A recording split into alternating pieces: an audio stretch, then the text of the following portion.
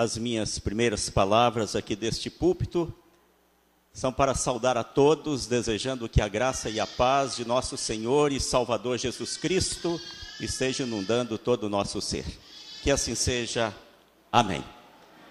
Convido todos a abrir a palavra de Deus no livro de Salmos, Salmo 1. Salmo 1. Eu quero contar com a participação dos meus irmãos e das minhas irmãs nesta leitura. Nós a faremos responsivamente.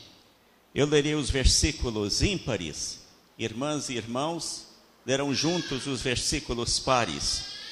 Por favor, se coloquem em pé para a leitura da palavra do Senhor, que diz o seguinte: Bem-aventurado o homem que não anda no conselho dos ímpios, não se detém no caminho dos pecadores, nem se assenta na roda dos escarnecedores.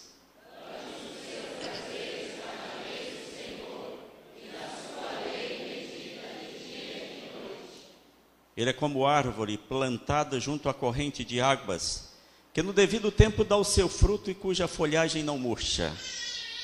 E tudo quanto ele faz será bem sucedido.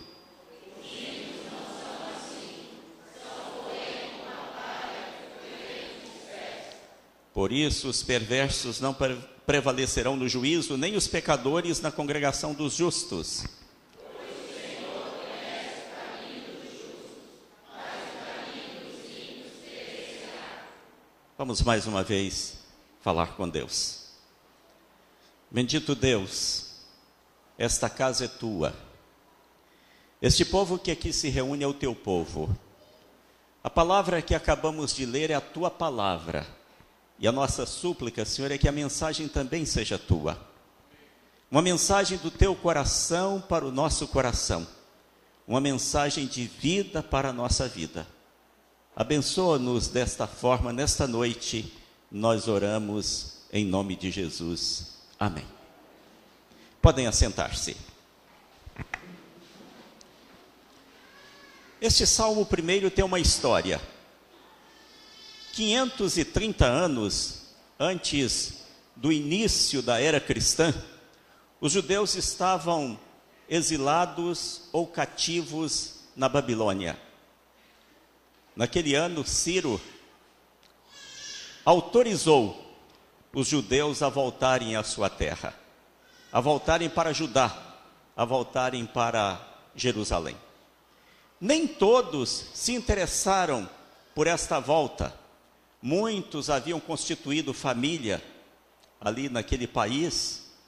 Muitos que chegaram ali como escravos, como exilados, tinham conseguido sobressair, tinham adquirido bens e, portanto, não tinham interesse em voltar para Judá. Até porque Jerusalém estava destruída e Judá não oferecia condições tão boas para as pessoas viverem. Mas a maioria preferiu voltar para a sua terra.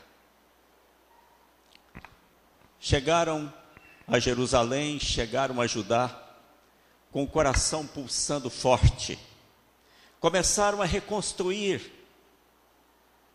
as muralhas da cidade. Reconstruíram o templo. Inauguraram aquele templo que tinha sido destruído pelos babilônicos quando invadiram Jerusalém. Mas, aos poucos, aquele entusiasmo foi se apagando. O interesse pelas coisas de Deus foi desaparecendo. E, anos depois, chega a Babilônia. Aqueles judeus que lá haviam permanecido, a notícia de que o estado espiritual dos judeus que tinham voltado para Judá estava uma lástima. E então aqueles judeus que tinham ficado na Babilônia resolveram mandar uma missão a Judá, mais especificamente a Jerusalém, para fazer um trabalho de restauração espiritual daquele povo. Aquela missão, ou aquele grupo que saiu da Babilônia e foi para Jerusalém para fazer esse trabalho, era comandada por Esdras, que era um sacerdote judeu. Esdras chega a Jerusalém, faz todo aquele levantamento, e ele descobre que as pessoas não se lembravam nem mais dos hinos e dos cânticos que os seus antepassados entoavam ao Senhor. Aí ele se põe a fazer um levantamento. Levanta esses cânticos, estes hinos, e assim ele forma o livro de Salmos, que é chamado também de Inário do Segundo Templo. E para introduzir este livro de Salmos, ele escreveu o Salmo primeiro, o Salmo que nós juntos acabamos de ler. E neste Salmo, Esdras trata de um assunto extraordinário. O título que está aí na Bíblia de vocês é Os Justos e os Ímpios. Mas na realidade, o que Esdras trata neste Salmo primeiro é o verdadeiro caminho da verdadeira felicidade. E ele faz isso principalmente nos 2 primeiros versículos. Bem-aventurado o homem que não anda no conselho dos ímpios, que não se detém no caminho dos pecadores, nem se assenta na roda dos escarnecedores. Antes o seu prazer está na lei do Senhor, e na sua lei medita de dia e de noite. Convido irmãos e irmãs para me acompanharem durante alguns minutos nesta meditação, nesta reflexão sobre este Salmo primeiro, especialmente estes 2 primeiros versículos que tratam do verdadeiro caminho da verdadeira felicidade. Mas eu sei que quando nós nos propomos a falar a respeito da felicidade, a primeira pergunta que nos vem à mente é esta: felicidade existe? Ou felicidade é uma ilusão? Ou felicidade é uma fantasia? Ou felicidade é uma utopia? É uma quirela? Poderíamos buscar a opinião dos grandes filósofos, dos grandes intelectuais. Qual a opinião deles a este respeito? O que eles dizem a respeito da felicidade? Eles dizem que ela existe, ou eles dizem que ela é apenas uma utopia, uma fantasia? Nessa nossa pesquisa, podemos começar com Freud, o pai da psicanálise. O que Freud diz a respeito da felicidade? Ele que procurou compreender tão bem a mente humana, os sentimentos humanos, aquilo que subjaz às ações humanas. Freud diz que felicidade não existe. Na sua Metapsicologia, publicada em 1915, Freud diz que felicidade não existe, pelo menos para o homem civilizado. Porque diz ele que a felicidade, ou melhor, a civilização é paralela à repressão. À medida em que nós vamos nos civilizando, nós vamos nos reprimindo. E por isto, o homem faz da felicidade uma impossibilidade para si mesmo. Então, deixamos de lado Freud, é um grande pensador. Podemos ouvir a opinião de outro grande pensador, Herbert Marcuse. Às vezes, ele é apresentado como um filósofo norte-americano, porque ele foi um dos filósofos que expuseram o seu pensamento nos Estados Unidos, no século XX. Ele criou um sistema filosófico chamado operacionalismo, e ele exerceu uma influência extraordinária sobre os americanos.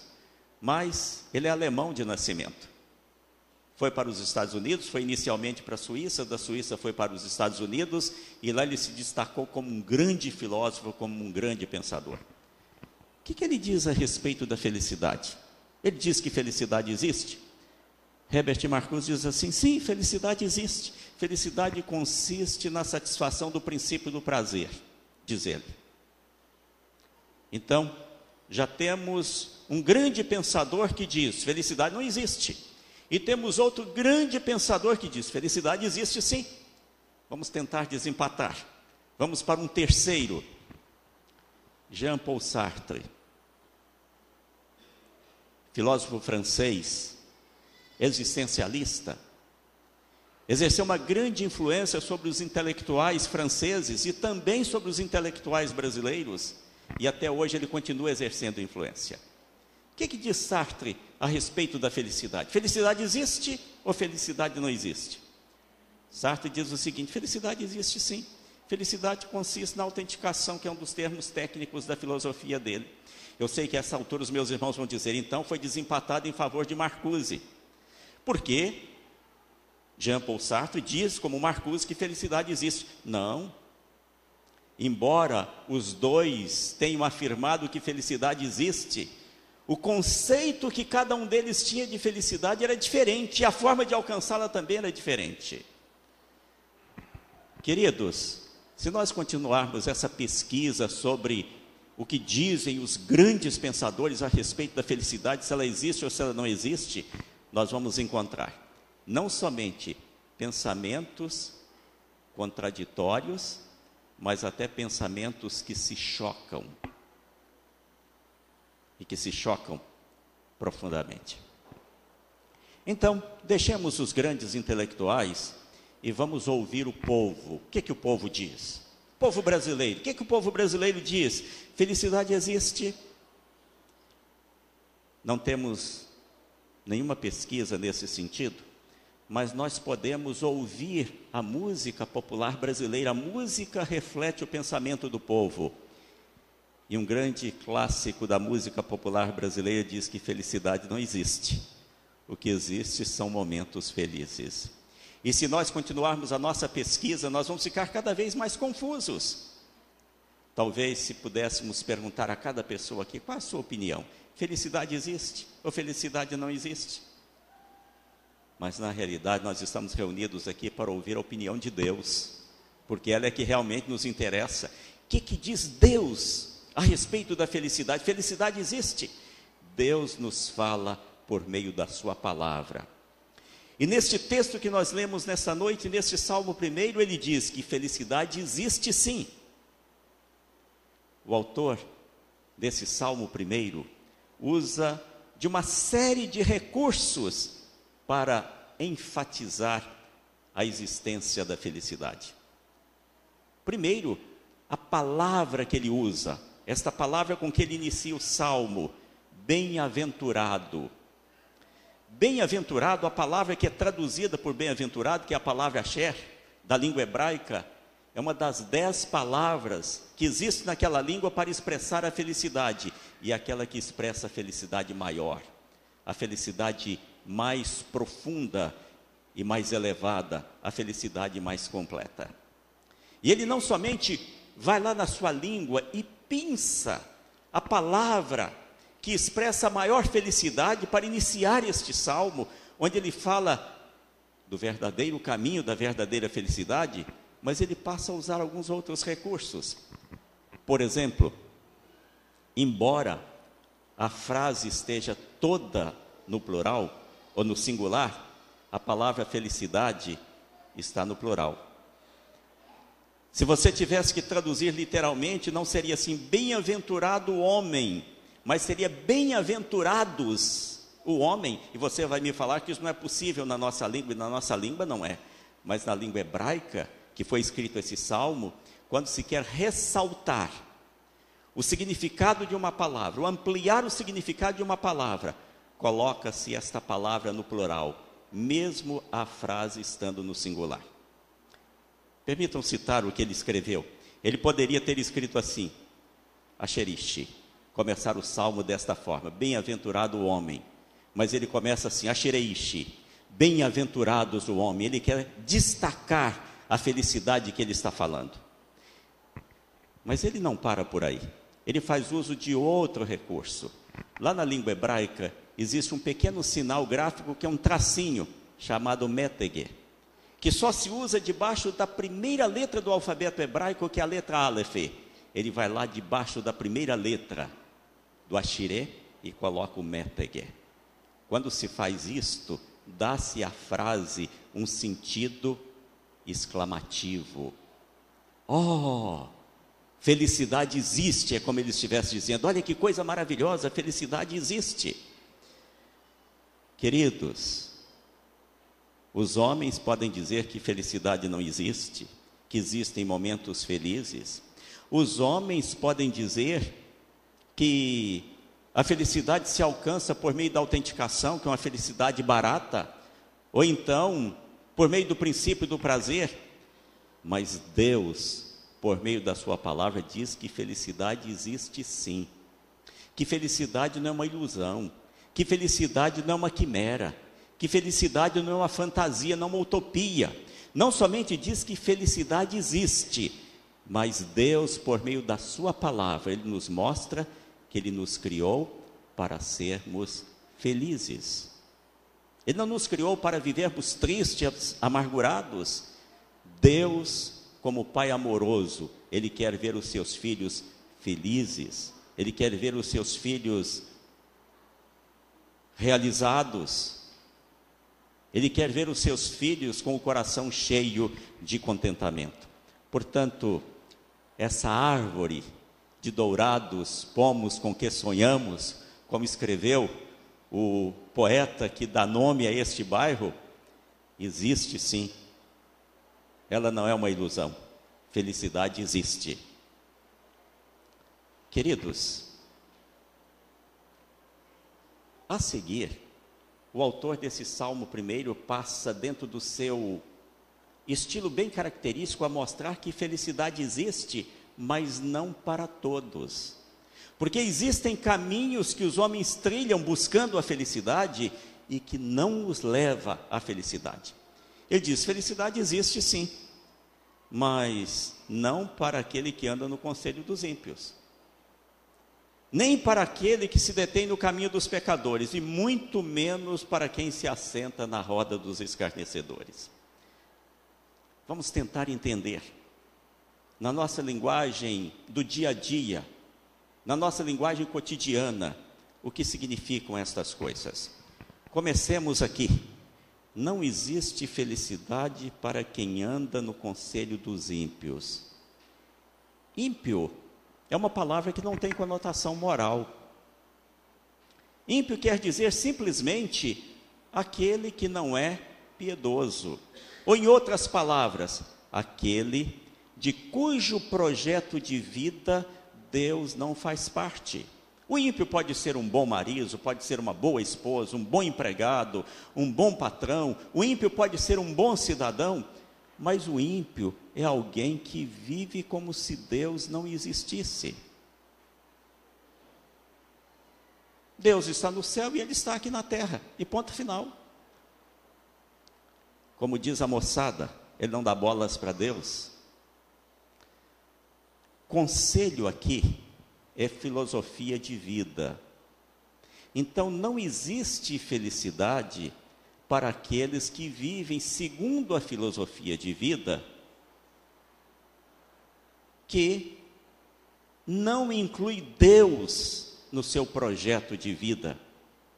Mas que filosofia de vida é esta? Essa filosofia de vida foi denunciada pelo profeta Isaías, está no capítulo 22.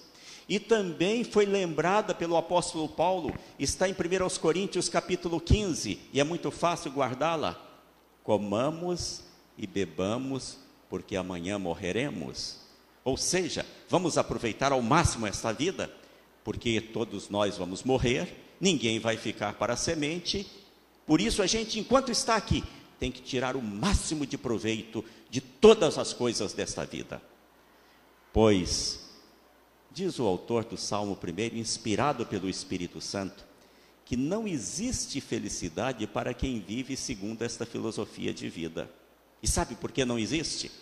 Porque quem vive segundo esta filosofia de vida, cogita apenas das coisas desta vida. busca a felicidade apenas nas coisas materiais. E as coisas materiais são insuficientes para aumentar 1 grama sequer na nossa felicidade. Às vezes nós temos a ilusão que nós seremos mais felizes se nós tivermos mais dinheiro no banco, ou se nós morarmos numa casa maior e melhor, se o nosso carro for mais novo, talvez se a gente tiver alguma fama, muito prestígio. Queridos, estas coisas não fazem ninguém feliz. É verdade mesmo? É.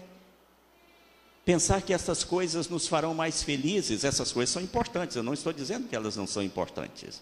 Eu não estou dizendo que não seja bom a gente ter mais dinheiro no banco. Eu não estou dizendo que não seja bom morar numa casa melhor, ter um carro mais novo, mais confortável.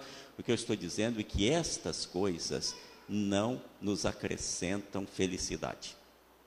Permitam-me contar uma experiência da nossa própria família. Meu filho mais novo trabalhava numa instituição e ganhava muito pouco. Ele havia se casado e estava vivendo com bastante dificuldade, porque ele lutava para chegar no final do mês com todas as suas despesas pagas, porque o salário era muito pequeno. Às vezes ele recorria a mim pedindo algum tipo de ajuda. Mas aí ele se preparou e fez concurso para auditor da Receita Federal e foi aprovado. E ele começou a trabalhar como auditor, e algum tempo depois que ele estava trabalhando como auditor, ele falou: pai, eu queria conversar com você sobre um assunto. Você sempre falou comigo e com meu irmão que as coisas materiais não acrescentam felicidade à nossa vida, não trazem felicidade. Pai, eu quero ser absolutamente sincero com você. Para mim, você estava nos enrolando. Eu sempre pensei assim: o pai está falando isso, está enrolando a gente. Ele não quer que a gente seja uma pessoa ambiciosa, talvez, ou ele tenha lá os seus motivos. Pai, mas hoje eu tenho isso na minha própria experiência. Ele disse: olha, eu trabalhava na empresa tal, eu ganhava pouco, e eu tinha que lutar. Ele disse: a Lídia e eu, Lídia, a esposa dele, nós tínhamos que lutar para chegar ao final do mês com algum saldo, ou então sem estar com saldo negativo, sem estar no vermelho. Ele disse: hoje, graças a Deus, já não tem esse tipo de dificuldade. Hoje o que eu entrego de dízimo é praticamente o que eu ganhava de salário. Você acha que eu sou mais feliz hoje? Ou que eu era menos feliz antes? Não. Hoje eu tenho mais conforto, hoje eu tenho mais tranquilidade financeira, mas a felicidade é a mesma. Queridos, esta é uma realidade. Aqueles que vivem buscando a felicidade nas coisas materiais estão elaborando numa grande ilusão. As coisas materiais, elas podem dar conforto, elas podem dar algum tipo de segurança, mas felicidade não. Mas também elas não podem tirar a felicidade, a falta dessas coisas materiais. É interessante aquilo que o apóstolo Paulo escreveu na sua epístola aos Filipenses, lá no capítulo 4, que é chamada a carta magna da alegria cristã.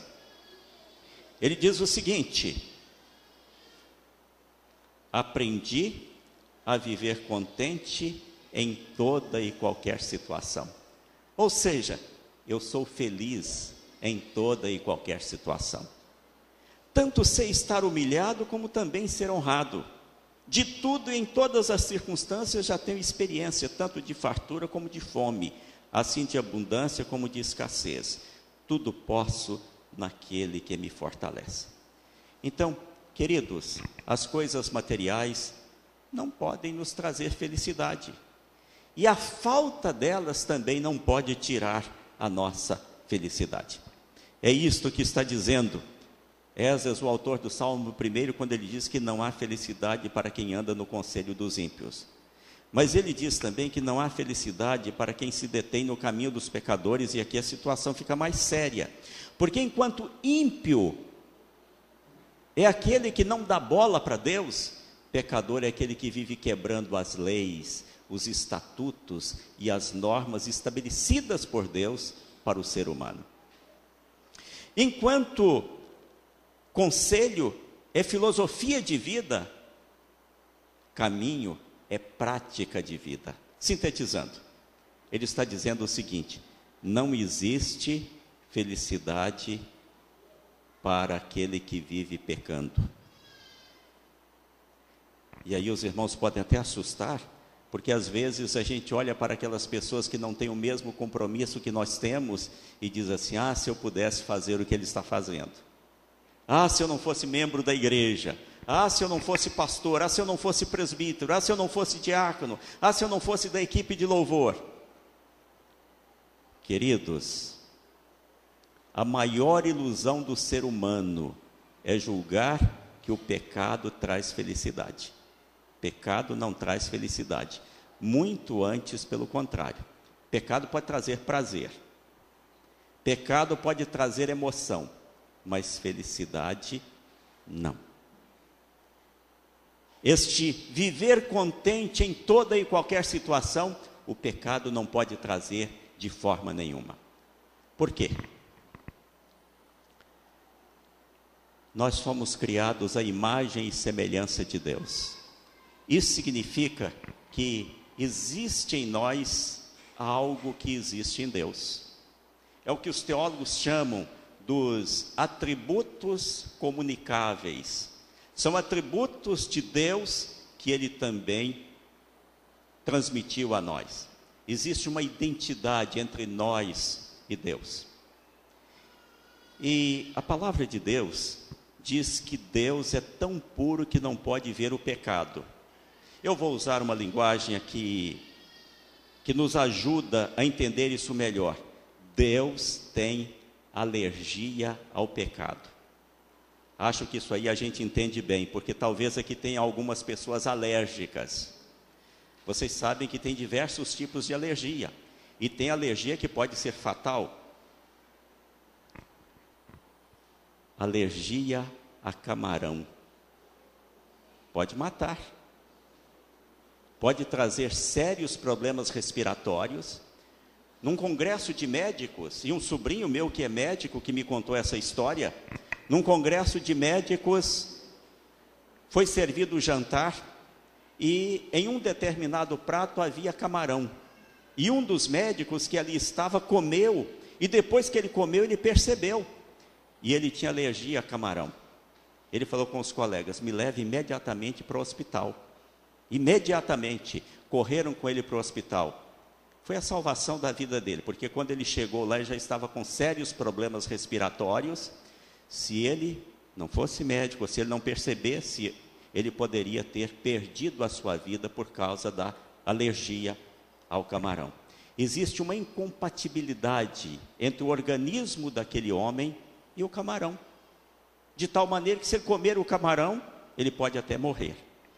Existe uma alergia entre Deus e o pecado, de tal maneira, e nós estamos dizendo alguma coisa que é absolutamente absurda: se Deus pecasse, Deus explodiria, Deus deixaria de ser Deus. E nós fomos criados à imagem e semelhança de Deus. Isso significa que eu sou alérgico ao pecado, que você é alérgico ao pecado, que nós somos alérgicos ao pecado. E todas as vezes que nós pecamos, nós desgraçamos a nossa vida. Ainda que esse pecado venha trazer algum prazer para nós, ainda que esse pecado venha trazer alguma emoção, mas o preço que nós vamos pagar, o estrago que ele vai causar na nossa vida é tão grande que ele vai destruir a nossa possibilidade de ser feliz. Então, queridos, por que não existe felicidade no pecado? Porque nós somos alérgicos ao pecado.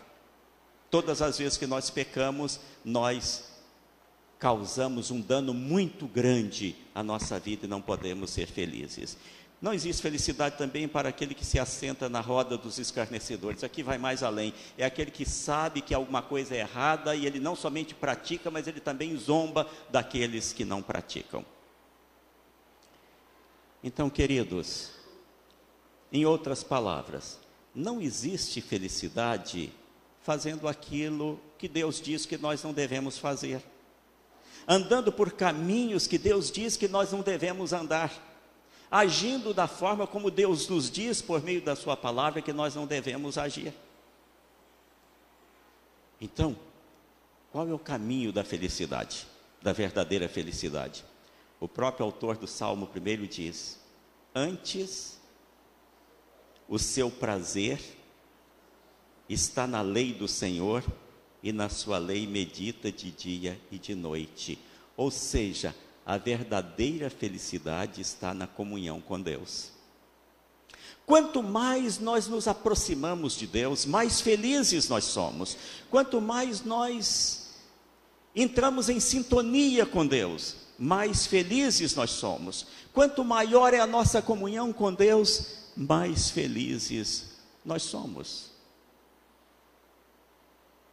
Eu nem preciso usar argumentos para mostrar isso para vocês. Eu posso usar da sua própria experiência. Por favor,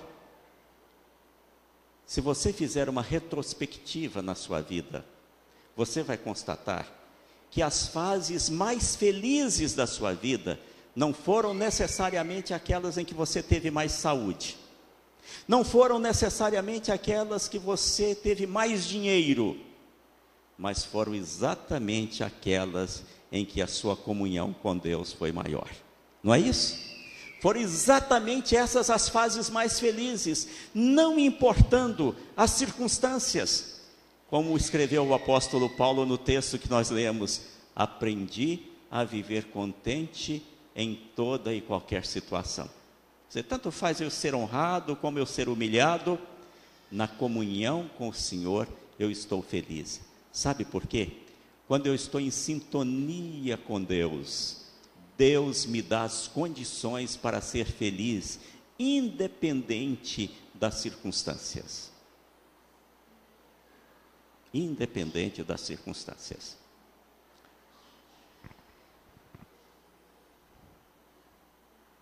Eu fui para o seminário em 1970. Cheguei no seminário no dia 2 de fevereiro de 1970. Portanto, no dia 2 de fevereiro eu vou completar 43 anos que entrei no seminário como aluno. Eu vinha de uma família não crente, pelo contrário, inimigos do Evangelho. Hoje, graças a Deus, a minha mãe é crente, meu pai é crente, parte da minha família é crente, mas naquela época não era. Eu fui o primeiro a conhecer o Evangelho na minha família. E quando eu decidi ir para o seminário, e que fui falar com meu pai ficou muito nervoso, muito bravo e disse: você pode ir, mas não conte comigo, eu não lhe dou nada, absolutamente nada. E foi com essa promessa que eu fui para o seminário. Meu pai havia dito: não lhe dou nada, não lhe ajudo com nada. E eu cheguei no seminário e comecei a tomar as minhas providências para sobreviver lá dentro, mesmo sabendo que eu não teria nenhuma ajuda do meu pai. Então, a primeira coisa que eu fiz, substituí o sabonete, pelo sabão de coco para tomar banho. Colocava só um pouquinho de creme dental na escova para escovar os dentes, mas chegou um momento que acabou o sabão e acabou o creme dental e eu não tinha dinheiro para comprar mais sabão nem mais creme dental.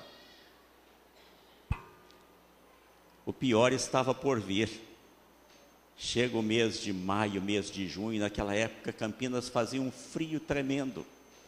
E a única coisa que eu levei da minha casa para o seminário, o meu enxoval, 2 fronhas, 2 lençóis e o pior cobertor que tinha na minha casa. Um cobertorzinho ruim que eles chamam lá de espanta-hóspede. Você já tem ideia que tipo de cobertor é este. Porque os meus pais não permitiram levar nada. Eu peguei aquilo que estava, digamos assim, que estava o lixo lá da casa para eu levar. E começa o frio no seminário. E aquele cobertorzinho e aquele lençol não eram suficientes, eu não conseguia dormir. Só altas horas da noite, quando eu estava muito cansado, é que eu conseguia dormir. Aí eu descobri que eu poderia usar jornais. Colocava o cobertor, colocava jornais por cima e colocava ali por cima o meu lençol. Entrava lá debaixo, estava quentinho, eu dormia. Só que eu mexia na cama e os jornais caíam. E lá pela meia-noite, 2 da madrugada, eu acordava gelado. Queridos, quantas vezes eu fui dormir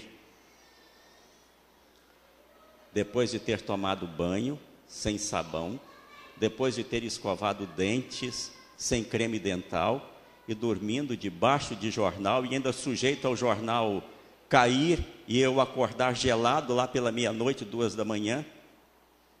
Quantas vezes eu fui dormir desta forma, e meu pai tinha 2 fazendas. E vocês acham que eu era infeliz por isso? Não. Eu levantava de manhã, e levantava contente, eu levantava feliz. Para vocês terem uma ideia, às vezes eu me sentia até um pouco herói com aquela situação. Por quê? Porque eu estava bem com Deus. E quando nós estamos bem com Deus, você pode tomar banho sem sabonete, você pode escovar dentes sem creme dental, você pode passar frio, mas você é feliz. Porque as coisas materiais não podem lhe dar felicidade, mas também não podem tirar a sua felicidade. O que faz uma pessoa feliz é a sua comunhão com Deus. Nós temos aquela ilusão que Jesus só está interessado na nossa vida espiritual. Aliás, tem uma música popular, fez sucesso há muitos anos, que retrata bem isto. É uma música de Gilberto Gil. Olha lá, vai passando a procissão, se arrastando como cobra pelo chão. Eles vivem penando aqui na terra, esperando o que Jesus prometeu. É que Jesus prometeu vida melhor para quem vive penando neste sertão, mas só depois de entregar o corpo ao chão. Isto não é verdade. A vida melhor que Jesus dá, começa aqui e agora. Começa no momento em que nós recebemos Jesus como Salvador e Senhor. Naquele discurso de Jesus registrado em João capítulo 10, versículo 10, está escrito: eu vim para que tenham vida e a tenham em abundância.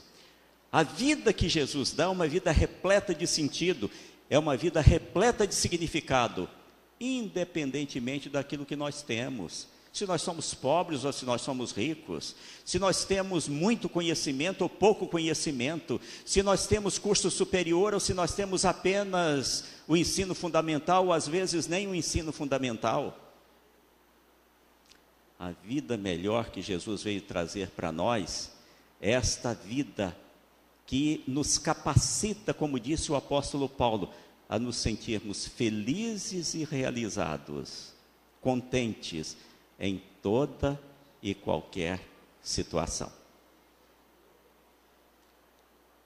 E qual o preço dessa felicidade? É a comunhão com Deus. Você quer ser feliz? É claro que todos nós queremos, pois o segredo da felicidade é esta: o verdadeiro caminho da felicidade é o caminho da comunhão com Deus. Bem-aventurado o homem que não anda no conselho dos ímpios, não se detém no caminho dos pecadores, nem se assenta na roda dos escarnecedores. Antes o seu prazer está na lei do Senhor, e na sua lei medita de dia e de noite. Vamos orar? Bendito Deus, nós te rendemos muitas graças, porque a felicidade faz parte do pacote da vida cristã. Porque a vida que Jesus veio nos trazer é uma vida em abundância. Mas, Senhor, nós te confessamos que tantas e tantas vezes nós não temos procurado essa comunhão com o Senhor para ter essa verdadeira felicidade. Pelo contrário, Senhor, às vezes nós estamos procurando essa felicidade no conselho dos ímpios, no caminho dos pecadores, ou quem sabe até na roda dos escarnecedores. Tem misericórdia de nós, ó Senhor, nos perdoa e abençoa-nos com uma profunda comunhão com o Senhor.